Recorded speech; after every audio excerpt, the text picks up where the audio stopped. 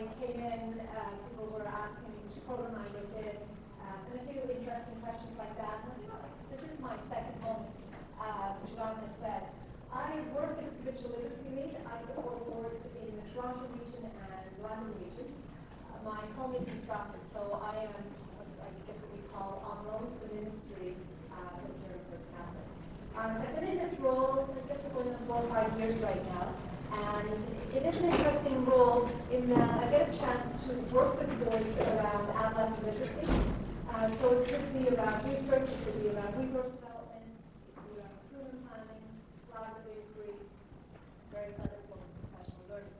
So I'm happy to be here to talk to you a little bit about collaborative teacher inquiry, take you through, having looked at a few different models, some of the language, just to clarify some things for you, find out what your questions are, and then start looking at some of the characteristics of collaborative inquiry that are so essential for its success. And I come loaded with a few other things that we might get into as well, depending on time and depending on what it is you are looking for. Certainly we keep in mind the key leaders of your own learning through collaborative. Can you hear me? Yes. Okay, and I may not have this all, that's what I have to figure out. So, does anyone know how to turn that on? And we are going to be doing, I did outline it as an interactive session, so we are going to be working with others. So if you're sitting by yourself, if you want to come a little closer, thank you.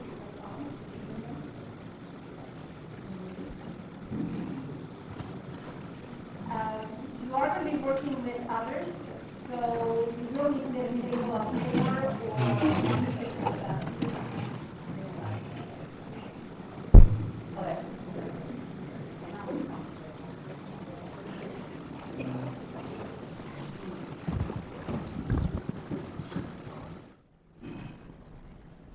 Okay. Collaborative inquiry isn't a new concept, and particularly when we're talking about collaborative teacher inquiry. It's been around for a number of years, but it's really been in the last several years that we've started to focus our energy on what it is and what it might look like. So you're probably familiar with a variety of different graphics to capture the work that it is we're doing. How many of you are familiar with this professional learning cycle from Student Success and working with it and using it? That, I think, was 2011 when that tended to be the language that many of us were using and continue to use.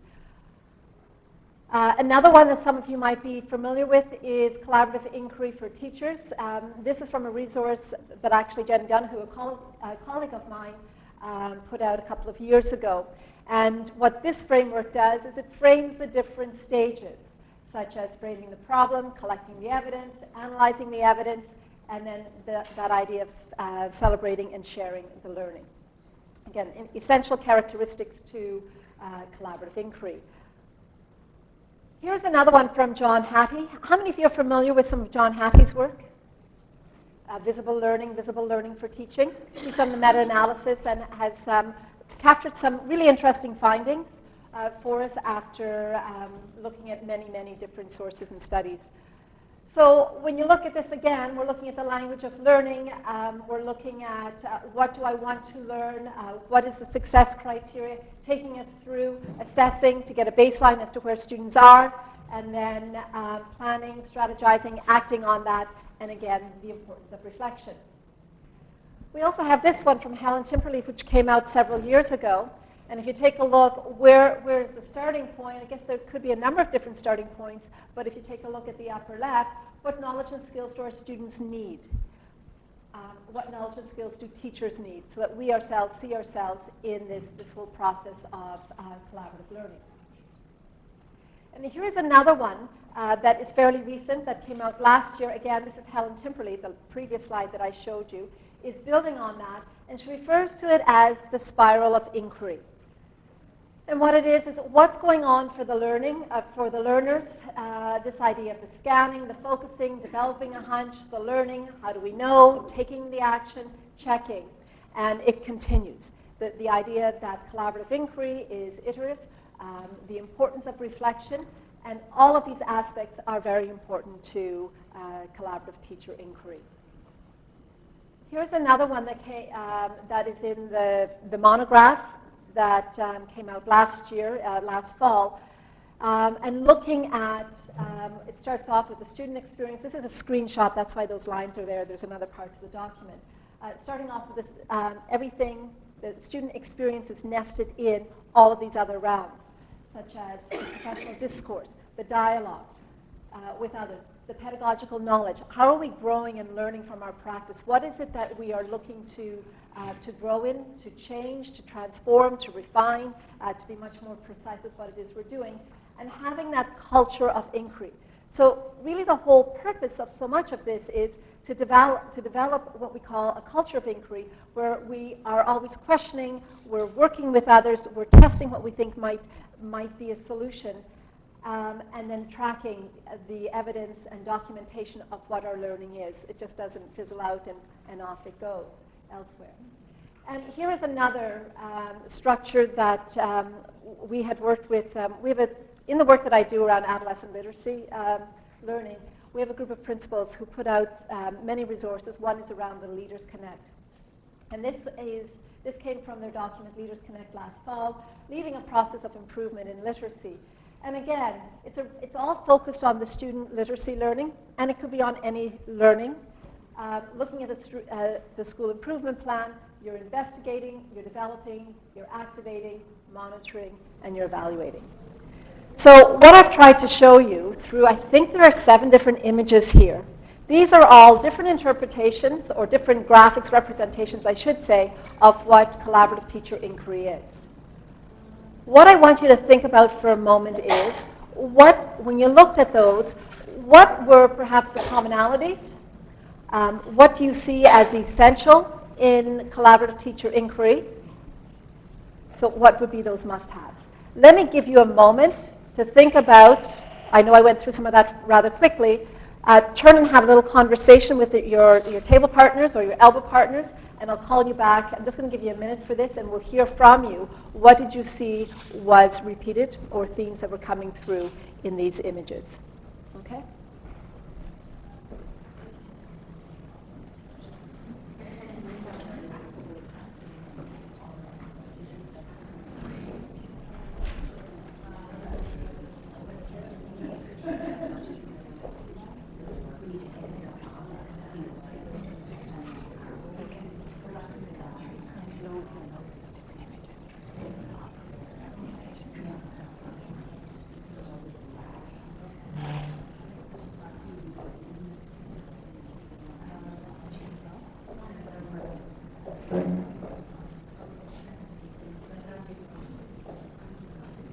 Any thoughts? Okay.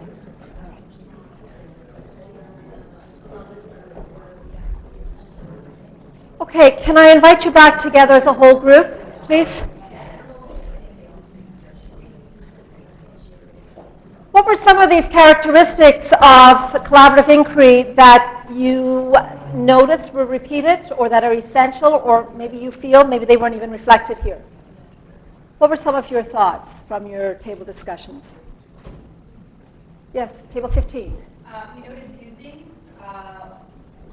One, that the full cycle component is common, circular, and also I brought up the collecting of data and evaluating that data to make it. Okay.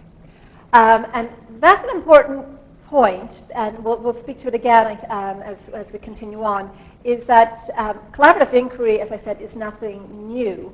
What's different is it formalizes some of the work that we always do as teachers. We're always curious to know, how am I going to meet the needs of this student?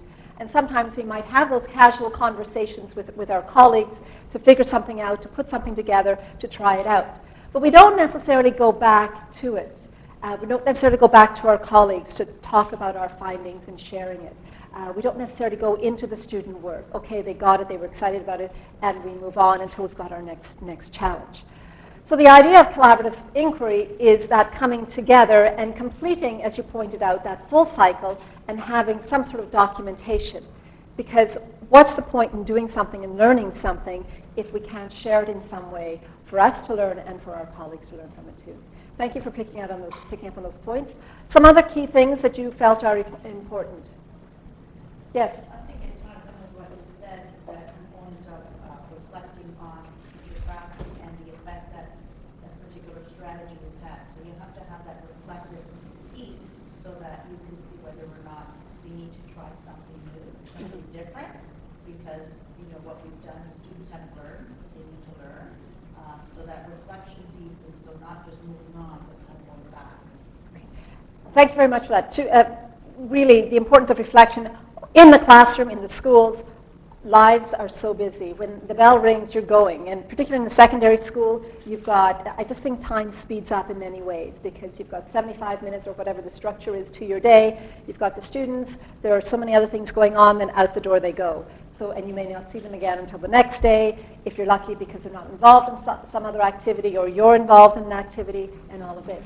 Plus, when we've got them for those 4 years or maybe 5 years, the clock is ticking even faster to get through things that we want to figure out. So we don't always make that time for reflection, and we pick up and we go on with the next thing. So it is essential, and I know this has been a fault of mine, really working in that time to reflect and go back, and what have I learned from that piece. Thank you. From another table, anything that you, I know I heard reflection from a couple tables, yes. Oh. No, I agree with you. You need to take a step back and then kind of, what do you call it, look at what you've done, what works, what doesn't work, and then even collaborate and say, what for this class, but not that class. And then why? And then that leads you back into it. And what was it? Thank you. Anything else? Okay, so let me give you a moment again then. What are your questions about collaborative teacher inquiry? What are you wondering about? And maybe you're linking it to your own experience. And then let me give you a moment for that. I'll take a few of your questions because I've planned several things for this morning, but I can alter it if there's something that you really want answers to, if I have the answers to them, that is. Or we'll explore them together. So let me give you a moment to think, and if you want to share that question with others at your table, and then I'll take them as a whole group, okay?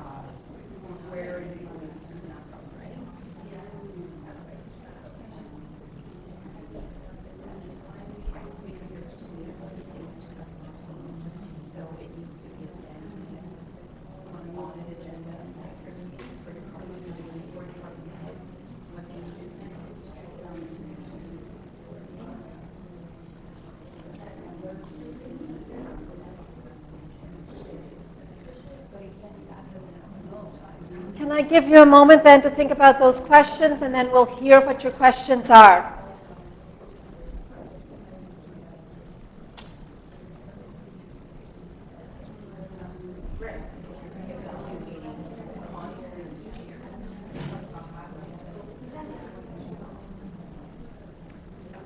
Okay, I invite you back to the whole table, to the whole group. How many of you are involved in collaborative inquiries right now or professional learning cycle? Okay, so we've got a few people. How many of you have not had a chance to work through a collaborative inquiry? Okay, and then the rest of you have probably some level of experience. Okay, good. So what are a few of your questions that you have around collaborative inquiry for teachers? Yes? Okay, so getting back to that data collection. Okay. Where what we have raised here in terms of what does good data collection look like? You know, because when you do something, you have an assignment and you have those results, and you know, some are level 3 one day, some are level 4 one day, and just the confidence of having a good data collection. And then the ability to analyze it. Yeah. And then what you do with it. Yeah. Okay, so it's really taking the time to look at that student work and the data. So it could be, you might be looking at EQAO scores, OSSLT scores, report card scores, but also that work from the classroom that's going on right now. Yeah, and more from like the classroom teacher point of view, because EQAO is fantastic for those years because you're getting this fantastic data. Right. But more in terms of like within your department, your particular class, a particular assignment. Okay. What do you do? Right. So it's the few things there, and I will try to get into looking at some student work just as that experience. How many of you would be interested in looking at some student work, perhaps as a starting point? Okay, then I might just leave this next little bit and get to that.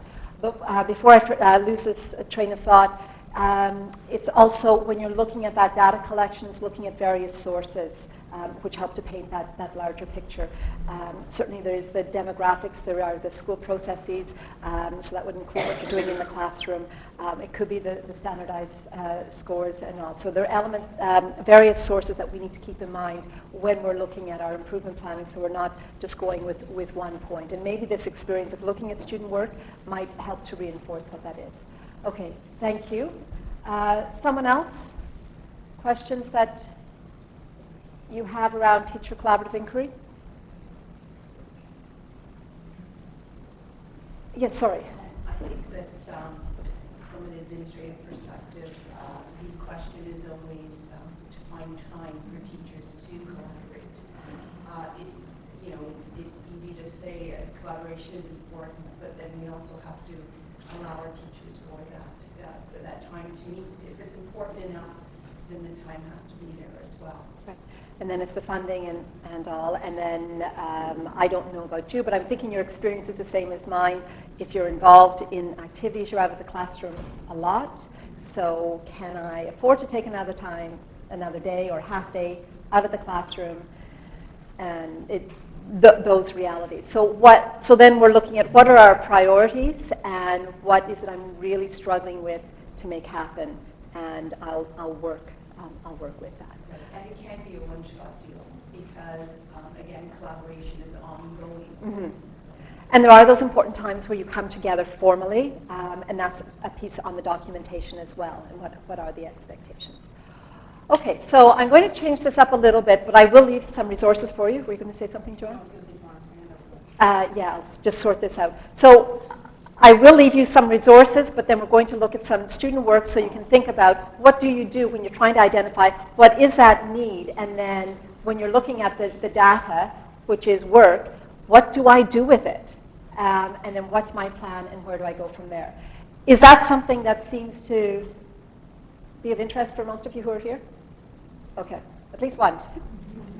Well, what I was going to do, and you can think about this on your own, Catherine and Joanne will give you the CBS monograph for you to take a look at on your own time. I was going to have you read it, looking at the 7 characteristics of teacher inquiry, and we might come back to this to wrap things up and really take a look at those 7 characteristics, what is so essential, what is so important. And really, what is so important is number 1, which is what we're going to go with, and that is, if I can jump ahead, relevant. Does quality evidence of student learning guide the inquiry? Because I know if I'm directing my own learning, my learning is in response to my students' learning and what it is I want to do to improve their learning. So I think we're going to stop and we're going to just focus in on some student work to address characteristic number 1, because if we miss that, not all of the other characteristics may be as relevant. So give me a moment to just set some things up here. Why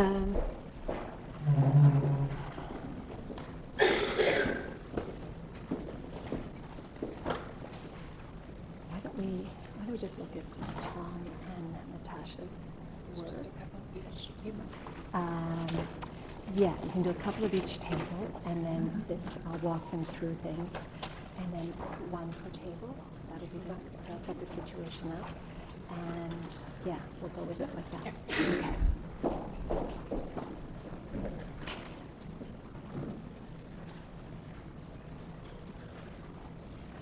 I'm trying to model collaborative inquiry You might put a plan in place, but you have to alter the direction that you go in accordingly. So we will flip back and forth through a few different things.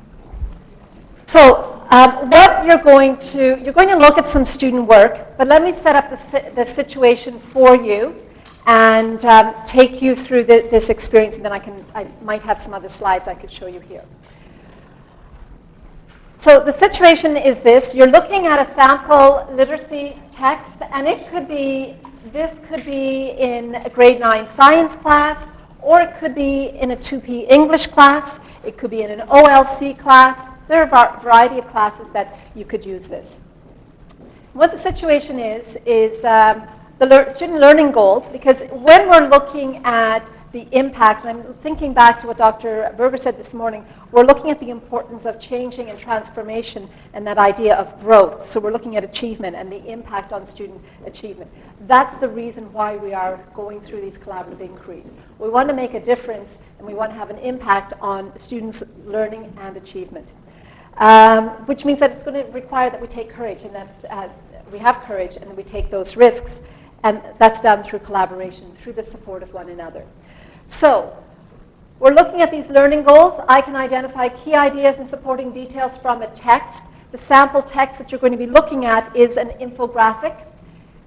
In order to answer the question, what is the impact of plastic on the ocean? So that's why I had pulled out those two possible expectations there. So the situation, and this was a real task that I worked with a teacher, and you're looking at some student work here. So she was worried and questioning, her hunch was, and if you think back to that spiral of inquiry, was that students are really having difficulty making inferences, making connections, and synthesizing. Can any of you relate to that as a need? All right. So she wanted to test it out, so she did a reading assessment. Now, before you embark upon any study, you really need to make certain that you nail the right need or the most urgent need. And there's a whole variety of needs. We realize that. But what is the one that we're going to focus in on?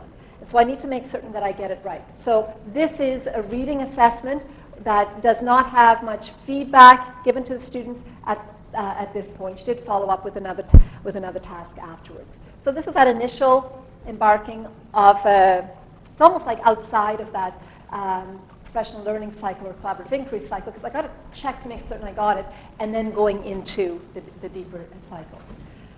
So as a scaffold, she used the graphic organizer. It says, I say, and so. So the students would pull out what does the text say, and if you're familiar with this graphic organizer, actually, there are two variations here. The it says allows the students to identify the explicit information that is in the text. What does the text say? I say then is getting to that implicit information. Where are they making the inferences? What connections are they making? And then the and so allows them to either draw a conclusion or form an opinion. And she had set it up as drawing a conclusion or forming an opinion to the question, why is reducing plastic pollution important to me?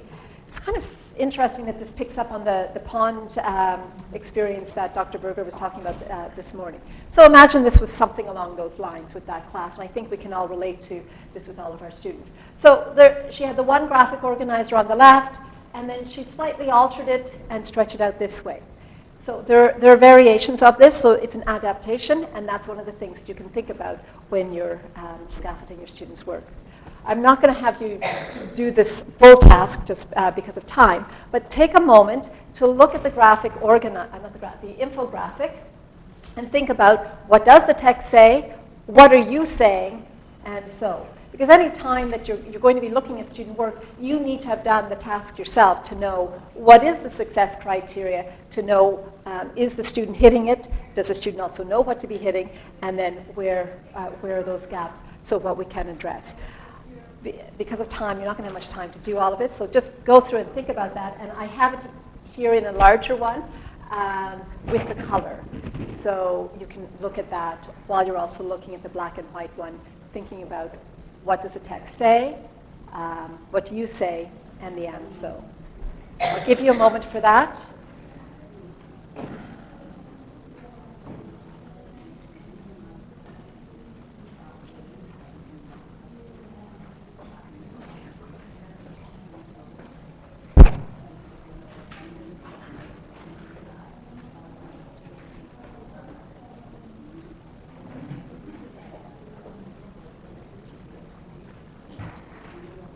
And I'm going to pull up a different slideshow while you're looking at your paper copies. So is that all right for a moment if I undo this?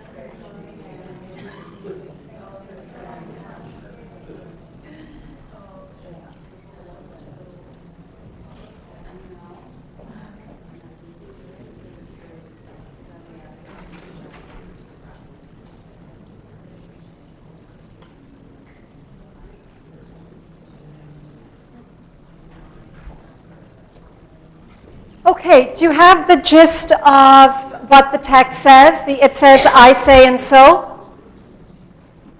Okay, now what I'm going to do, and I'm hoping that this will help to answer your question about, so we're analyzing student data, what do we do with it? You're going to look at sample student work, but I'm going to take you through a protocol, and these are the parts that are really important. Quite often, because of the urgency of our work, we are always in an evaluative state of mind because we have to put that mark or that grade on it. What we're doing right now, we're not doing moderated marking, we're not grading what is here. We're looking at student work to find out what is it that's going to drive, be the focus, and be the drive of a sample collaborative teacher inquiry. So what I want you to do, I'll go through all of these steps so you know what's coming up and what to do when and not before. So your first step in this is you're going to describe what you see in that sample student work. And then on cue, I'm going to get you to interpret it. So with that, what does that evidence suggest about the student's understanding? What are some assumptions you might be making about the student? What questions, wonderings do you have? Then what are the implications? And when you get to the implications, this is then really starting to get you into thinking more specifically about your collaborative inquiry that you're going to be doing with your colleagues. So what evidence do you need, further evidence? What do you need to learn? What might be the next action for you and for your student? Because remember, with collaborative inquiry, there's a partnership. You've got the partnership with your colleagues, what you're doing. But it's not just you doing all the action. The student has an action as well to do. And it's not just the student doing the action and you not doing anything. So there are two parts that way, which is important to keep in mind. And then we'll reflect on this. So for right now, this is going to require you to be disciplined. I want someone at each table to be the facilitator as we look at this sample student work. Would someone volunteer to be the facilitator? And then I'll tell you what your responsibilities are. Catherine, will you be the facilitator? Are you there? Table 11, someone want to facilitate? Thank you. Thank you. What do you see? Okay, so you're going to be the facilitator. So your job is, as facilitator, is you're going to keep people on task. You're not going to let them do anything but what they're being told to do according to these slides. So right now, all you're doing is describing what you see. You're not doing any interpretations. You're not describing what is not there. You're describing what can the student do, not what can the student not do. Okay? Let me give you a moment. And that's what I want your focus of your conversation to be. Your facilitator will make certain that you are on task.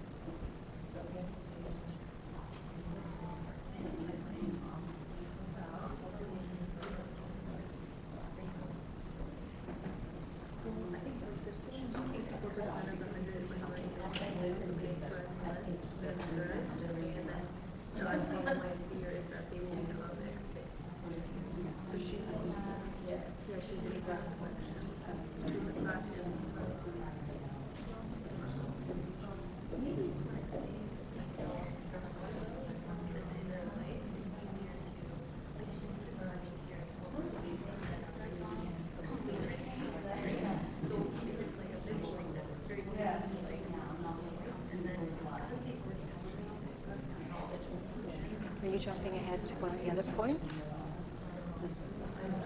What do you want us to know from what teaching? Just describe everything that you see, just what's there.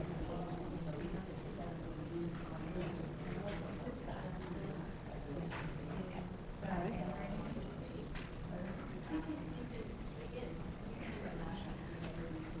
Okay, yeah, completed the task. Okay.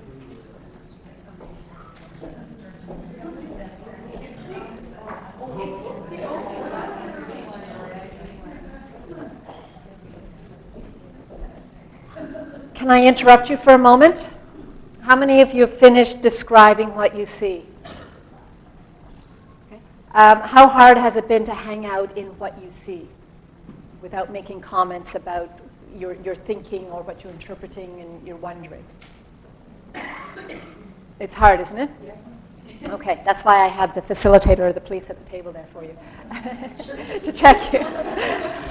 This is really important because when you're trying to determine where you're going to go, we work with that asset stance, what the students are able to do, what is their starting point.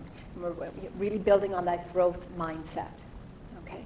Because as soon as we start noticing what they can't do, that's where we get hung up as opposed to what they cannot do, all right? So when you're working with your colleagues and you're looking at evidence, look what's there and make certain you've got a good grasp on that, because with both of these examples, little things like, what's the big thing, these students completed the graphic organizer. They put in details that are accurate. Whereas, and all of the students in the class on that day did complete the graphic organizer. Whereas perhaps maybe on another day, the graphic organizer might have had a lot of blanks. Okay? So we've got some information here to work with. And you can think of this in a variety of different contexts. Okay, now I want you to go to interpreting. And these are your prompts. What does this evidence suggest about the student's understanding? So that's why you had a chance to quickly look at the text yourself and think about what the answers might be. And what are some assumptions you might be making about the student and his or her learning? And I haven't given you any background to these students. And I think that's important because we're not coming with some of that background information that we might misinterpret and then go in another direction. So you're being very objective as you go through this part and really focusing on your wonderings. So let me give you a moment for that, and then I'll lead you to the next prompt, okay? And your facilitator will keep you in this section.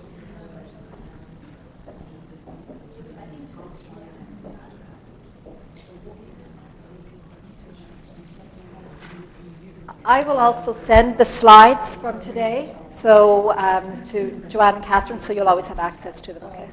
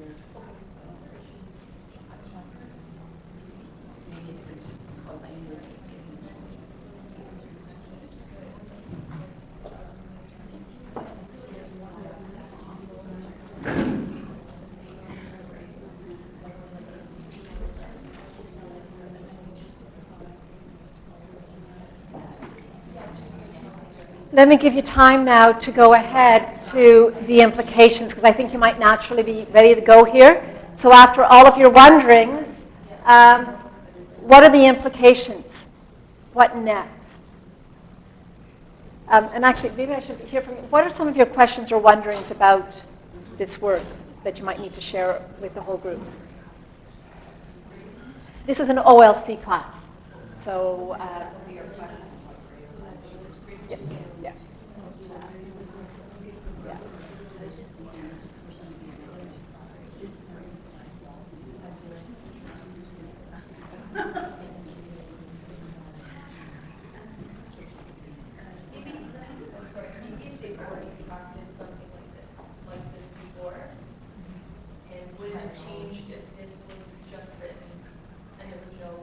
No scaffolded? Oh, no, so like, that this wasn't a picture, Right. that it was just writing, that I think it would be a little bit more difficult. Okay. So you're jumping ahead then to the implications there, because maybe I need to try this with prose and paragraphs as opposed to the infographic to see are they able to make those inferences as such. Put that under the interpretation, like what questions or wonderings do you have? Okay. One of the things. All right. Okay, thank you, and that's a good point. Yes? As an implication, do students have IEPs? What accommodations can we make to improve? Okay, and I don't know specifically what their IEP and if everybody in this class had an IEP. It was a really interesting group in that many of them, yes, but what we typically tend to think of students who are in the OLC class, but there are also students who are taking 4U courses in that class. So Was it like ESL? no two English language learners in the class, but I don't believe these two are not English language learners. And then Tom, I know, had access to a tablet or a laptop, but chose not to use it. Okay? Yes? I found it interesting how the layout of the graphic organizer tended to influence the way the students were organizing their thoughts. Right. So that in Tom's example, it was linear. It says, I, say, and so for each point. Whereas it looks like because of the design of the graphic organizer in Natasha's case, she tried to sort of bring her I says, it says and I say together to make a conclusion in the and so. So I think that that's a bit of interpretation, but it also has some impact in the implications as to what is it that I'm trying to get at as an educator and which scaffold would work better. And then helping the students know which one works best for them and why. And that was, and I don't have the responses to the metacognition prompts because we wanted to know, they were given both of these and they selected which one. I'm going to show you some photographs, and there's one image of a student used one and then switched over to the other one. So, but that's an important question because if the student has gone astray, then maybe getting at the same information, but a different layout would work better for the student as that scaffold. Yes? Did they read this together as a class first and then break up into groups? Yes. Or did they work by themselves? The teacher modeled some reading off the infographic to begin with, and then they went to some small group reading, and then there was another scaffold in between that where they did pull out main ideas and supporting details to separate that before they got to this. Oh, as a class? Small group, yeah. Yeah. Okay, let me give you a minute for those implications, and then I'm going to keep this moving along, if that's all right with you.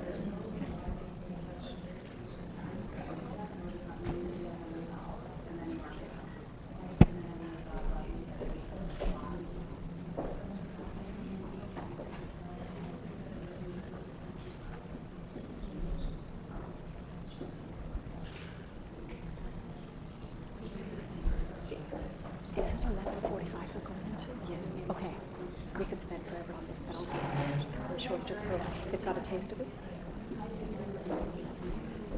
Do you mind if I interrupt you again?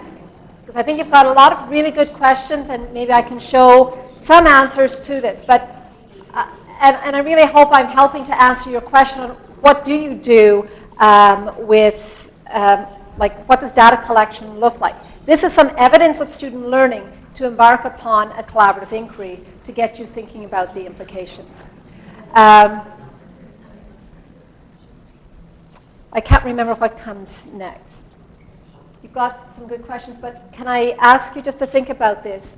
This is the important thing. I was going to skip over it after talking about the importance of reflection because we're running out of time here. Okay, what have you learned about the process of analyzing evidence of student learning just by going through this protocol? The table. I just said before that I was impressed at first when they pulled out, and then now that I know the processing that went behind it, I'm not as impressed. And I think what I'm reflecting is that we tend to give students almost like points for, oh, I know the student, I know how much they put work into this, I've seen the process,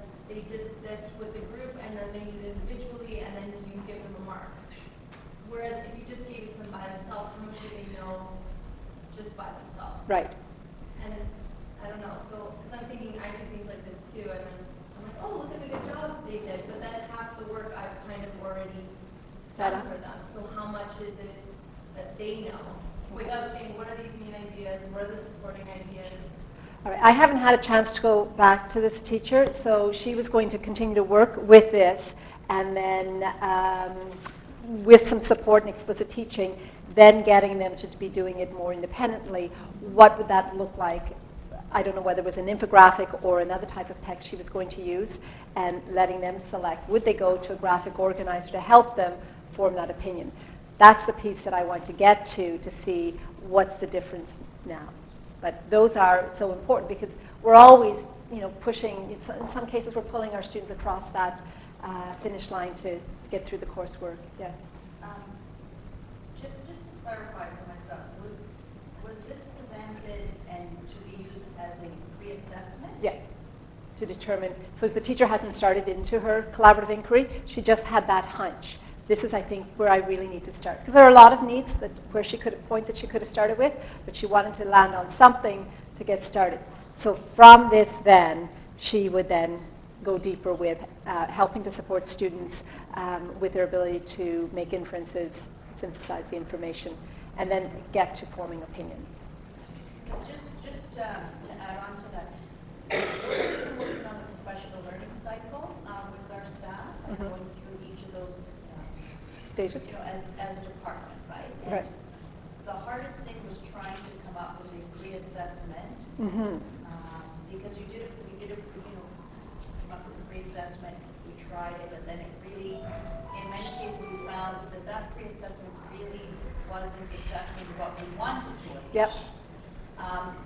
But I think we all understood, or we all assumed that the pre-assessment was to be done individually with no pre-teaching, like no teacher input and no group work. It was just, okay, you're going to try this task on your own so that I can assess individually exactly where you are in terms of. And that typically, but with what we were working with in this case, trying out some things, and then I had the permissions to use this information. Yeah. So, yeah. But that is, it's a cold task that you would give to them, so you could go from there. And I should say, I think Tom might not have been there on the one day, so he had to do it cold. There were 2 or 3 of them who had to do it cold. Let me show you a few things, and then we can go back to that inquiry. So this is Natasha working on the task. There were a few parts. It's hard to see here, but she did do some underlining and highlighting of the task. They had that first graphic organizer where they pulled out the main ideas and the supporting details.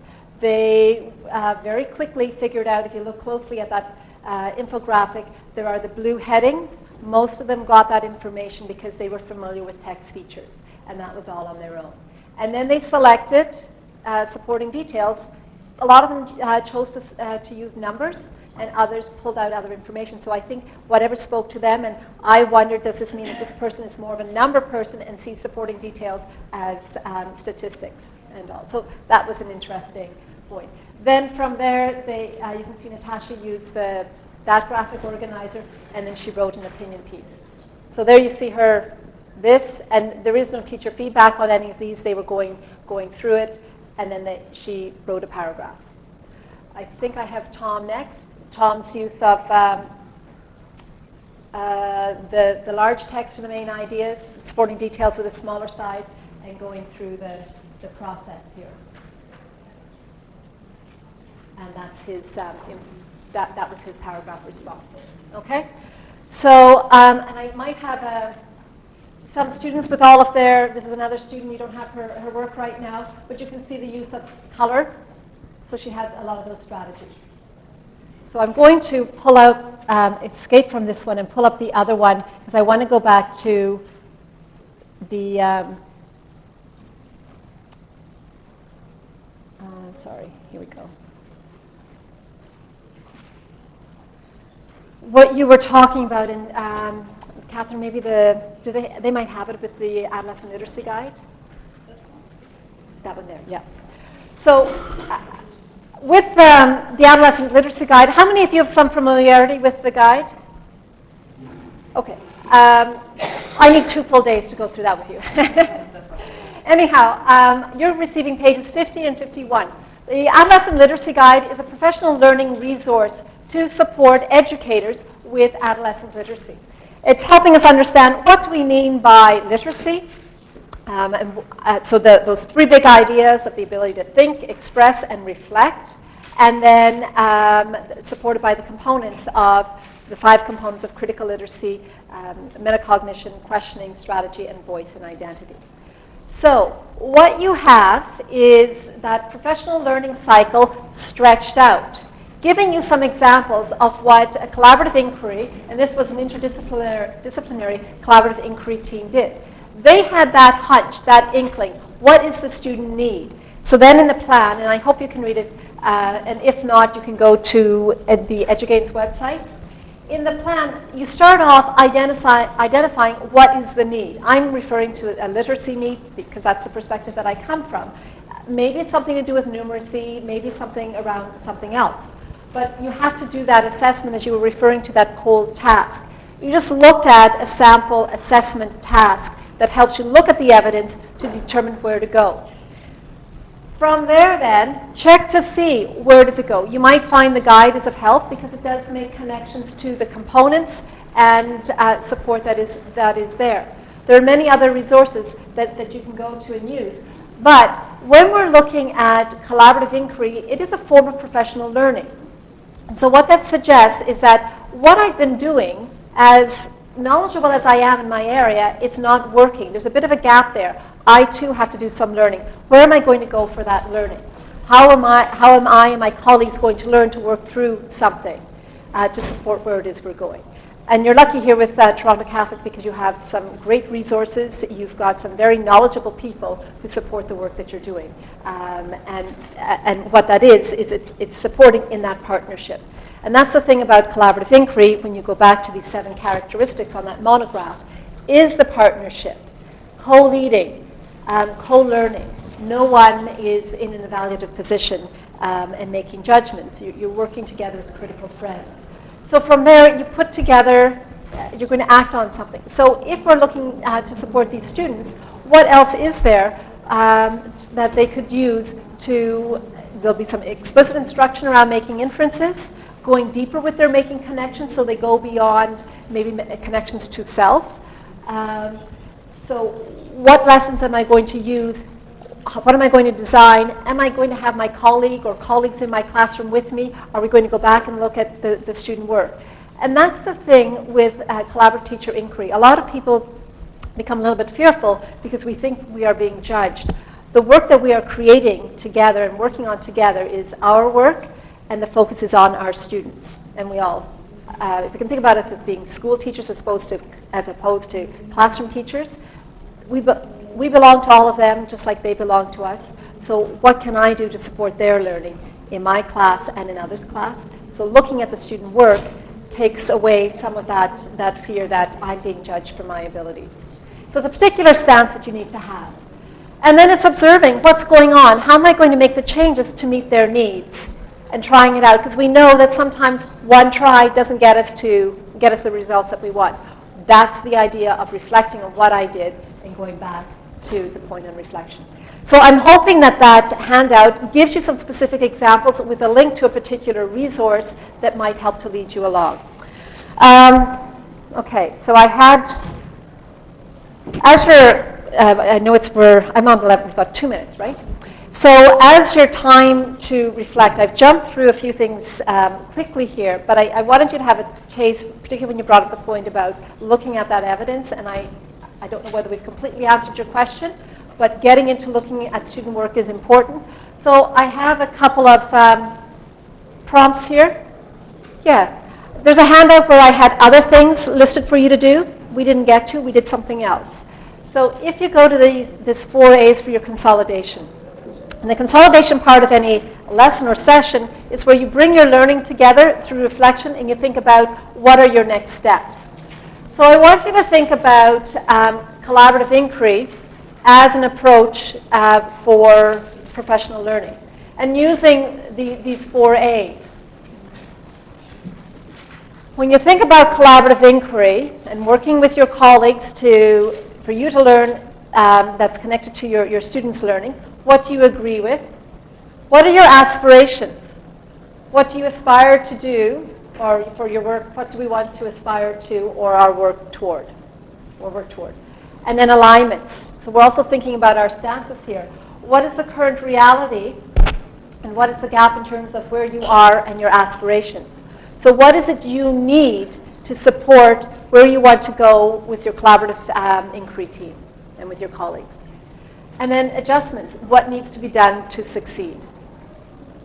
So think about that and you can fill that out and hold that as a record for you as you think about your next steps, whether it's to finish off the school year with a collaborative inquiry team or for next year.